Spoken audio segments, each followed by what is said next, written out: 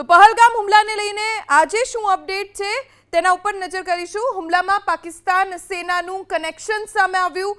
તપાસ હજી ચાલુ છે। હાશિમ પાકિસ્તાન સેનાનો ફૌજી નીકળ્યો। આ સૌથી મોટા સમાચાર આજના દિવસે પ્રાપ્ત થયા।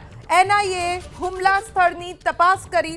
અલગ અલગ પહેલુઓને ધ્યાનમાં રાખીને તપાસ કરવામાં આવી રહી છે અને ક્રાઇમ સીનને રીક્રિએટ કરવામાં આવ્યો। કેમ કે તપાસ એનઆઈએ કરી રહી છે। ઝિપલાઇન ઓપરેટર મુજમ્મિલની પણ પૂછપરછ કરવામાં આવી। બેસરન ઘાટીમાં સ્થાનિકોની પણ પૂછપરછ કરવામાં આવી।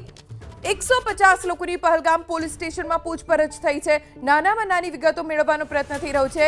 જમ્મુ કાશ્મીરમાં અનેક સ્થળોએ દરોડા પાડવામાં આવ્યા છે। તો યુએનમાં ભારતે પાકિસ્તાનને જોરદાર ફટકાર લગાવી છે। કયા શબ્દોમાં ફટકાર લગાવી એ જાણીશું। પાકિસ્તાનથી આતંકીઓને ટ્રેનિંગ અને ફંડિંગ આપવામાં આવ્યું। પાકિસ્તાન રક્ષા મંત્રીના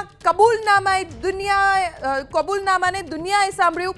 એક ધૃતરાષ્ટ્રના રૂપમાં પાકિસ્તાનનો પર્દાફાશ યુએનમાં થયો। ગ્લોબલ ટેરરિઝમને પ્રોત્સાહન આપે છે પાકિસ્તાન। યુએનમાં ભારતની પાકિસ્તાનને ફટકાર, જેમાં પાકિસ્તાનને યુએનમાં ખુલ્લું પાડ્યું ભારતે।